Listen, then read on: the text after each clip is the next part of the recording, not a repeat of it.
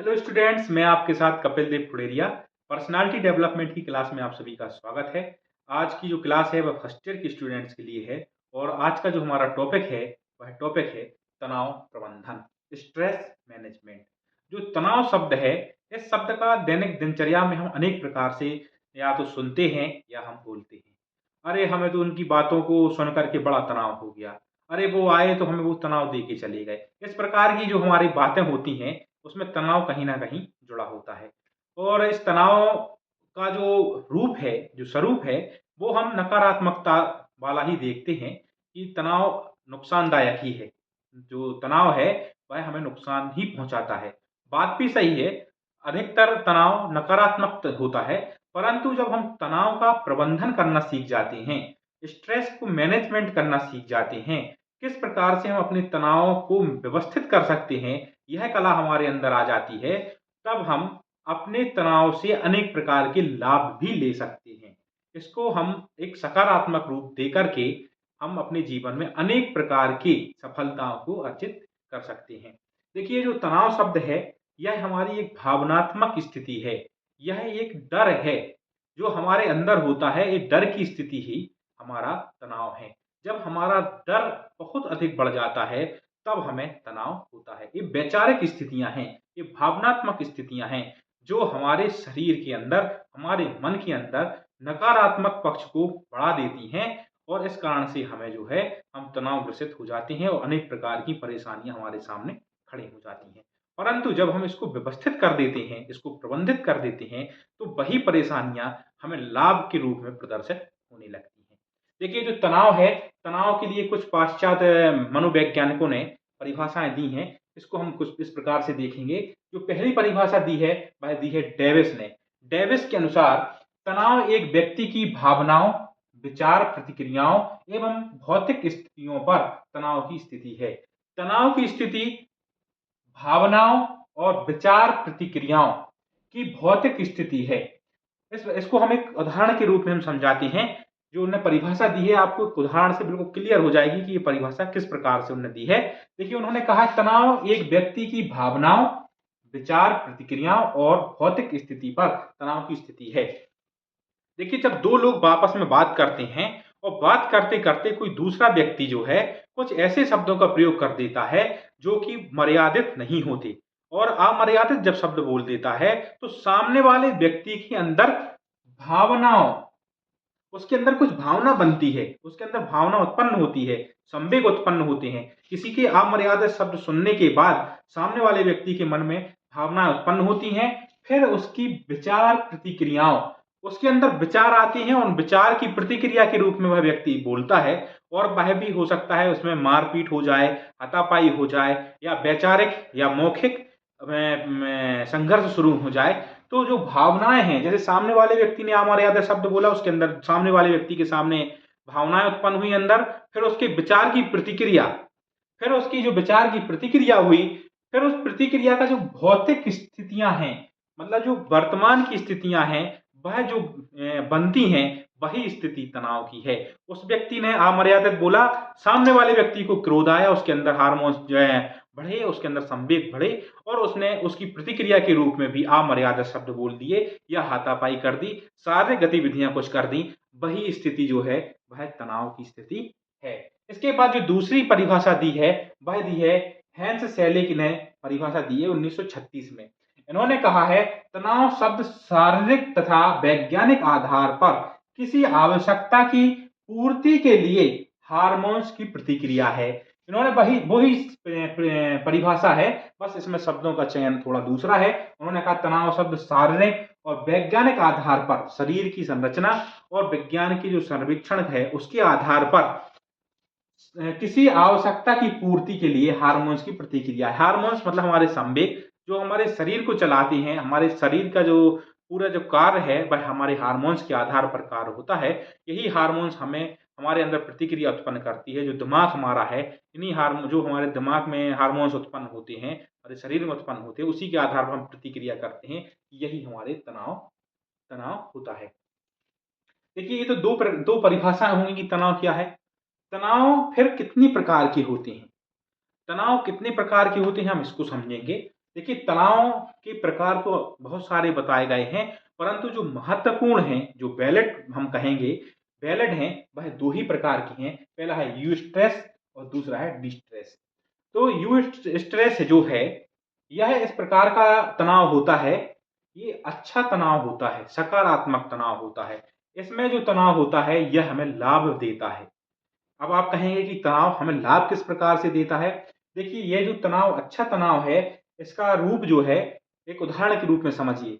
Eustress जो है, यह एक इस प्रकार का तनाव है जो हमें अपने लक्ष्य को प्राप्त करना है। उस लक्ष्य को प्राप्त करने के लिए हम जो तनाव में आते हैं और उस तनाव में हम जो कार्य करते हैं और अपने लक्ष्य को प्राप्त करते हैं, वह यूस्ट्रेस होता है। ठीक है? देखिए, जैसे कि आप अध्ययन कर रहे हैं। आप अध्ययन कर रहे हैं और आप अपनी पढ़ाई के लिए चिंताग्रस्त हैं, आपको अपनी पढ़ाई की चिंता है, अपनी पढ़ाई का तनाव है, तो ये आपके लिए अच्छा है। चिंता बस नहीं करनी है, आपको तनाव बस नहीं करना है, उसके लिए आपको कार्य भी करना है। आपका टारगेट है कि मुझे अपने बीए फर्स्ट ईयर या बीएससी फर्स्ट ईयर में अपनी क्लास में टॉप करना है और आप उस टॉप करने के लिए लगातार अध्ययन करते हैं और आप तनाव में हैं, तो आपका यह तनाव बहुत अच्छा है, क्योंकि आप इससे अपने टारगेट को अचीव कर रहे हैं। आप अपने टारगेट को प्राप्त कर रहे हैं, इसलिए यह जो तनाव है, ये अच्छा तनाव है। यह सकारात्मक दृष्टिकोण से अच्छा तनाव है। इससे हमारी क्षमताओं में वृद्धि होती है, हमारी जो कौशलता है, इसमें वृद्धि होती है और हम अपने लक्ष्य को प्राप्त कर पाते हैं। और यह क्षणिक होता है, अल्प समय के लिए होता है कि आपका जो टारगेट है, आपको अपने टारगेट तक आपको तनाव में रहना है, उसके बाद आप तनाव मुक्त हैं। इसके बाद जो डी स्ट्रेस है, यह जो है नकारात्मक है। यह हमारा जो डर है, हमारा जो भय है, यह हमें स्थायी रूप से जब ग्रसित कर लेता है, जब हम इसकी चपेट में आ जाते हैं, तब हम डी-स्ट्रेस में आ जाते हैं और इसके कारण हम बहुत सारी नकारात्मक विचारों से भर जाते हैं कि हम अपने जीवन में कुछ नहीं कर पाएँगे। हमारे द्वारा कुछ कर ही नहीं पाना है, हमारा जो जीवन है वह व्यर्थ है और इन अनेक प्रकार के विचारों से हम ग्रसित हो जाते हैं और हमारे सामने अंधेरा हो जाता है और जो हम समाज में, सोशल मीडिया में, पेपरों में, न्यूज़ चैनलों में खबरें, अप्रिय घटनाएँ सुनते हैं, वह इसी तनाव के कारण होता है।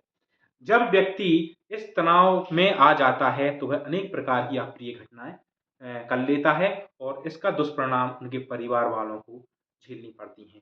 तो आपको तनाव पता होना चाहिए, आपको तनाव की शुरुआत अगर आपको हो रही है, तो आपको यह पता होना चाहिए कि यह तनाव किस प्रकार का है, यह तनाव अच्छा है या बुरा है। और तनाव जब भी हो, आपके जीवन में एक तो ऐसे व्यक्ति हों, जिनसे आप सभी प्रकार की बातों को साझा कर सकें। जब हम अपने विचारों को प्रकट करते हैं, तो हमारा तनाव का स्तर जो है, वो क्रमशः कम होता है और जो व्यक्ति अमूमन बात नहीं करते, उनके अंदर यदि नकारात्मक भाव उत्पन्न हो जाते हैं, तो वह तनाव में बहुत ग्रसित हो जाते हैं और अनेक प्रकार की अप्रिय घटनाएँ करते हैं। जो हम आजकल सुनते हैं, छोटे-छोटे बच्चे डिप्रेशन में हैं। डिप्रेशन कुछ नहीं है, वो तनाव का जो स्थिति है, उसको व्यक्त ना कर पाना ही एक तरीके का डिप्रेशन है। और अब हम इसको देखेंगे कि तनाव की जो कारण हैं, वो कौन-कौन से हो सकते हैं, इसके ऊपर हम चर्चा करने वाले हैं। अब इसमें लिखेंगे नहीं, आप लिख सकते हैं तनाव की जो कारण हैं, वो कौन-कौन से हैं। पहला कारण है, फर्स्ट कारण जो है, वह है असफल होने का भय। प्रत्येक व्यक्ति को जो तनाव में आ जाते हैं, उनको यही डर होता है कि हम असफल हो जाएँगे। देखिए, सफल और असफल होना अपने कार्य का निष्कर्ष है। जो परिणति है, वह है सफल और असफल। तो अगर आप असफलता का पहले से ही डर बनाए हुए हैं, तो आप इस कारण से तनाव में बने रहेंगे। तो आपका जो प्रमुख कारण है, वो पहला कारण जो है, वह है असफल होने का भय। प्रमुख कारण तनाव का। दूसरा, उचित समय का उचित समय का प्रबंधन ना करना। जो टाइम मैनेजमेंट है, जो व्यक्ति अपने टाइम का मैनेजमेंट नहीं करते, समय का सदुपयोग नहीं करते, वह अधिकतर तनावग्रसित होते हैं, क्योंकि वह फिजूल में अपना समय बर्बाद कर देते हैं और जो उन्हें काम करना होता है, उस पर वो ध्यान नहीं देते और बाद में वह तनावग्रसित हो जाते हैं। देखिए, इसके बाद जो है, तीसरा जो तीसरी बिंदु है वह है निराशावादी दृष्टिकोण। देखिए जो हमारा सोचने का तरीका है, हमारा विचार करने का जो तरीका है, हमारा जो देखने का तरीका है, यह हमारे व्यक्तित्व को बहुत सकारात्मक, बहुत विशाल या बहुत संकुचित करता है। अगर हमारा दृष्टिकोण सकारात्मक है, तो हम अपने जीवन में अनेक प्रकार की सफलताओं को प्राप्त कर सकते हैं। इसके विपरीत यदि हमारा दृष्टिकोण निराशावादी है, नकारात्मक है, तो हम अपने जीवन में लगभग कुछ नहीं कर पाते और हम तनावग्रसित बने रहते हैं। तो हमें अपना जो दृष्टिकोण है, तनाव का जो तीसरा कारण है, यह दृष्टिकोण है, नकारात्मक दृष्टिकोण। इसके बाद दूसरा चौथा जो है, वह है पूर्वाग्रह। पूर्वाग्रह का मतलब है कि पूर्व घटनाओं को सोचते रहना। जो तनाव का कारण है, बहुत सी फैमिलियों में हम देखते हैं कि बहुत वर्तमान बहुत अच्छा होता है, परंतु उनके यहाँ परिवार में तनाव बना रहता है। तनाव बना रहता है उसका कारण यह है कि वह व्यक्ति अपने पूर्वाग्रह मतलब पूर्व की घटनाओं से ग्रसित रहते हैं। उन घटनाओं को वह भुला नहीं पाते और भुला नहीं पाते, इस कारण से उनको तनाव बना रहता है। और इस तनाव से पूर्वाग्रह का जो तनाव होता है यह बहुत बुरा होता है। यह हमारे शरीर पर सीधा असर डालता है। आपने लकड़ी में घुन देखी होगी, एक फंगस होता है, घुन, एक कीड़ा होता है जो उस लकड़ी को अंदर-अंदर जो है पोला करता रहता है। और इसी प्रकार से यह पूर्वाग्रह है, जो घटनाएँ हैं, यह भी एक दीमक हैं। हमारे शरीर के अंदर अगर पूर्वाग्रह की कोई दिमाग में अगर हमारे पूर्वाग्रह घटना है और आप उसको बोल नहीं पा रहे हैं, तो वो आपके शरीर को अंदर-अंदर घुनेगा। मतलब अंदर-अंदर आपके शरीर को तोड़ेगा, अनेक प्रकार के रोगों को उत्पन्न करेगा। इसलिए हमें जो है पूर्वाग्रह की घटनाओं को छोड़ना है। 5वां जो है महत्वपूर्ण कारण जो तनाव का है, वह है कुंठा या द्वंद। कुंठा जो है, जो ईर्ष्या, जिसे कुंठा को हम बोलेंगे ईर्ष्या, और जो द्वंद है, जो प्रतिस्पर्धा है, इस कारण से भी हमें तनाव होता है। अब देखिए जैसे एक उदाहरण, आप किसी फील्ड में काम कर रहे हैं और दूसरा व्यक्ति भी अपनी फील्ड में काम कर रहा है। आपके पास मैनेजमेंट नहीं है, आपके पास समय का सदुपयोग करने का तरीका नहीं है, आपको अपने कार्य करने की तरीका पता नहीं है, किस तरीके से करना है, और दूसरे व्यक्ति को अपना समय का प्रबंधन करना जानता है और किस तरीके से काम करना है उसको, और साथ-साथ में अन्य कार्यों को भी वह करता है। तो वह क्या करेगा, साल भर में जो आप कमा रहे हैं और आप जो खर्च कर रहे हैं और आप जो बचा रहे हैं, उससे कहीं अधिक वह व्यक्ति अपनी आय में विस्तार करेगा और आपसे बहुत अच्छी तरीके से जीवन यापन करेगा और आर्थिक स्थिति आपसे अच्छी होगी। अगर आप उसके कार्य को, आप उसकी कौशलता को नहीं देख रहे हैं, आप उसके समय प्रबंधन को नहीं देख रहे हैं, तो आपके अंदर एक कुंठा उत्पन्न हो जाएगी कि मैं भी यही कार्य कर रहा हूँ और वह व्यक्ति भी यही कार्य कर रहा है, परंतु उसका विस्तार होता जा रहा है, उसकी आर्थिक स्थिति में सुधार होता जा रहा है, मेरी स्थिति यही बनी हुई है। और इस घटना को आप बार-बार दोहराते रहेंगे, देखते रहेंगे, तो आप लगातार तनाव से ग्रसित हो जाएँगे। ये तनाव के कुछ कारण हैं, और एक कारण और हम इसमें जोड़ सकते हैं कि एक सामान्य रूप से मानसिक भाव होते हैं लोगों के अंदर, एक आलोचना की चिंता बनी रहती है। प्रत्येक व्यक्ति को आजकल हम देखते हैं कि वो आलोचना की चिंता बहुत करते हैं। अरे! वो लोग हमारे लिए क्या सोच रहे होंगे? अरे! हम ये करेंगे तो वो क्या कहेंगे? अरे! हमारे इस चलने से वो लोग हँस रहे थे, क्यों हँस रहे थे? तो इस प्रकार की जो आलोचना की जो चिंता करते हैं व्यक्ति, वो तनाव में लगातार बने रहते हैं।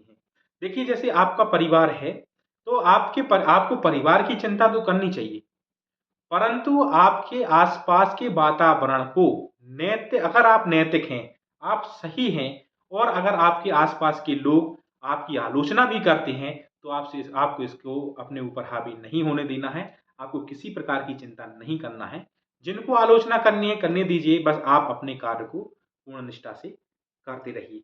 एक तनाव का कारण है, आज का जो समय है, वह एक कारण यह भी है, आलोचना की चिंता करते हैं। अरे! आलोचकों का तो काम ही है आलोचना करना।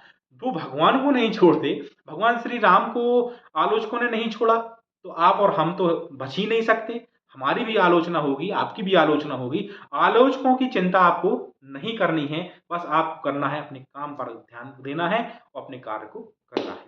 देखिए अब क्या होता है, ये तो हुए तनाव के कारण। तनाव के कारण हमें रोग बहुत सारे उत्पन्न होते हैं। रोगों में सबसे पहले हम जो देख रहे हैं मधुमेह, शुगर। जो शुगर होती है वो सबसे उसका शुगर का जो सबसे बड़ा कारण है वह है तनाव। जो तनाव के कारण जो रोग उत्पन्न हो रहे हैं उसका हम सबसे पहला उदाहरण दे रहे हैं। रोग का सबसे पहला रोग तनाव का जो पहला रोग है वो शरीर में सबसे पहले अगर कोई असर डालता है तो वो करता है मधुमेह, शुगर करता है सबसे पहले। दूसरे नंबर पे रक्तचाप, उच्च रक्तचाप। जो ब्लड प्रेशर है, ब्लड प्रेशर तनाव के कारण होता है। हम जब देखते हैं कि हमारे आसपास के वातावरण में अगर कोई तनाव की स्थिति बन जाती है तो हमारा शरीर जो है, सिर जो है फटने लगता है। रक्तचाप जो है, आपका ब्लड प्रेशर बढ़ जाता है और हम जो है शरीर की जो चेतना है वो एकदम निम्न स्तर पर पहुंच जाती है। तो जो दूसरा जो कारण है वह है रक्तचाप, ब्लड प्रेशर। ब्लड प्रेशर में बड़ी दिक्कत होती है और आजकल तो हमें लगता है प्रत्येक घर में 1 या 2 व्यक्ति तनाव इससे रक्तचाप और मधुमेह से ग्रसित हैं। तीसरा जो है शरीर में बहुत ज़्यादा दर्द उत्पन्न हो जाता है और अनिद्रा की जो चौथे नंबर पर जो रोग है, अनिद्रा का शिकार होता है। रात्रि में व्यक्ति को नींद नहीं आती क्योंकि उसका विचार का जो श्रृंखला है वह लगातार चलती रहती है और वह तनाव में बना रहता है। और चौथा जो है, ये तो अनिद्रा हो गया। अनिद्रा के बाद जो है पेट की गड़बड़ी। देखिए जब हम सो ही नहीं पाएँगे, जो पाचन की जो कार्य करने की क्षमता है, वह हमारी नींद के आधार पर हमारा जो पाचन है, वह चलता है। जब हम अच्छे से सो लेते हैं, जब सो लेते हैं तो हमारा पाचन का कार्य बहुत अच्छे से हो जाता है और हमें पेट से संबंधित कोई रोग नहीं होते। तो हमें जो तनाव के कारण जो रोग होता है, वह हमारे पेट से संबंधित भी रोग होते हैं। तो इस प्रकार से हमें तनाव के कारण पता चल गए और तनाव से होने वाले रोगों का पता चल गया कि रोग क्यों होते हैं। अब इधर हम जो प्रबंधन सुन रहे हैं, हमने अगर अपने कारणों का पता कर लिया और उस कारणों के ऊपर हम जब कार्य करते हैं, तो हमारा तनाव का प्रबंधन होने लगता है। हमारी जो कमियाँ हैं, हम उन कमियों को क्रमशः दूर करने का प्रयास करते हैं, तो यह प्रबंधन की श्रेणी में आता है। ठीक है, इसके उपाय क्या हैं? तनाव को हम किस प्रकार से रोक सकते हैं? तनाव को हम कैसे कम कर सकते हैं? इसके लिए हम बिंदु देखेंगे। जो पहला बिंदु है, वह बिंदु है सकारात्मक दृष्टिकोण। हमें अपने जीवन में हर पल, हर क्षण सकारात्मक दृष्टिकोण अपनाना है। प्रत्येक व्यक्ति को अपने जीवन में सकारात्मक होना चाहिए। अगर हम सकारात्मक होंगे तो हमारे कार्य करने की क्षमता में वृद्धि हो जाएगी और हम बहुत अच्छा प्रदर्शन करेंगे। देखिए एक उदाहरण है कि किसी गिलास में कोई कांच का गिलास है, उसमें आधा जल है। जो व्यक्ति की सोच नकारात्मक होगी, आप उससे क्वेश्चन करेंगे, क्या यह गिलास की स्थिति क्या है? तो वह कहेगा कि यह जो है आधा खाली है। और सकारात्मक व्यक्ति होगा, वो क्या कहेगा? यह आधा पानी से भरा हुआ है। तो जब सकारात्मक दृष्टिकोण रखते हैं, तो हमें अच्छी चीज़ें दिखती हैं। हम नकारात्मकता से बचते हैं और यही हमें तनाव से बचाता है। दूसरा जो है, हमें अपने समय का बहुत अच्छे से प्रबंधन करना है। अगर हमें तनाव से बचना है, तनाव को प्रबंधित करना है, तो उसके लिए हमें अपने समय का प्रबंधन करना बहुत ज़रूरी है। टाइम मैनेजमेंट बहुत ज़रूरी है। हम अपने समय के आधार पर समय के साथ काम करेंगे, तो हमें तनाव होगा ही नहीं। उचित समय पर उचित कार्य करेंगे, तो आपको तनाव नहीं होगा। ठीक है? इसके बाद तीसरा जो है, वह है लक्ष्य निर्धारण। हमें अपने लक्ष्य को, अपने टारगेट को, अपने गोल को ऐसा निर्धारित करना है कि हम उचित समय पर उस लक्ष्य को पा लें। जब हम अपने लक्ष्य को प्राप्त कर लेते हैं तो हमें तनाव नहीं होता। ठीक है ना? और फिर इसके बाद जो थोड़ा-सा अभ्यास, शारीरिक अभ्यास भी ज़रूरी है, इसमें योगा। हमें अपनी दैनिक दिनचर्या में योगा करना चाहिए। योगा से हमारे शरीर में जो मानसिक स्थिति है, उसमें बहुत सुधार होता है और शरीर जब स्वस्थ होता है, तो हमारे विचार भी स्वस्थ होते हैं और जब हमारे विचार स्वस्थ होते हैं, तब हम अपने कार्य को बहुत अच्छे से कर पाते हैं। ठीक है? इस प्रकार से हम अ, कर सकते हैं और एक इसका एक एक कारण और जोड़ना चाहिए। हमें अपने तनाव के मूल कारणों पर कार्य करना है। हमें अपने जैसे आपको कारण पता चल गए, अब उसके कारण के मूल जो है, जो उसका मुख्य कारण है, उसके ऊपर हमें कार्य करना है। इस प्रकार से हम अपने तनाव को प्रबंधित कर सकते हैं और इस तनाव प्रबंधन के माध्यम से हम अनेक प्रकार के लाभ भी अर्जित कर सकते हैं। सकते हैं। तनाव हमारे जीवन में होना ज़रूरी है और मात्र तनाव होना हमारे जीवन में हानिकारक है। तनाव होना लाभ भी देता है, लाभप्रद है और तनाव हानिकारक भी है। बस हमें उसका स्तर पता करना है कि किस तरीके से हमें तनाव में भी लाभ लेना है और किस प्रकार से हम अपना बहुत अच्छे से प्रदर्शन कर पाते हैं। आशा करता हूँ कि आपको तनाव प्रबंधन बिल्कुल क्लियर हो गया होगा। अगर आपको कोई डाउट हो, आपके मन में कोई प्रश्न हो, तो आप हमें कमेंट्स के रूप में पूछ सकते हैं। आप सभी लोगों से मेरी रिक्वेस्ट है कि आप चैनल को सब्सक्राइब करिए, लाइक करिए और कमेंट्स करिए। साथ में दूसरी सूचना यह है कि हम सेकंड ईयर के ऊपर इसके बाद वीडियो लेकर के आएँगे और आपके साथ में आपका जो सिलेबस है, उसके साथ-साथ में हम कुछ एक प्रेरणादायक कहानियाँ और हमारे सनातन से जुड़ी हुई कहानियाँ जो हैं, उसको भी हम शेयर करते रहेंगे। आप लोगों का दिन शुभ हो। धन्यवाद।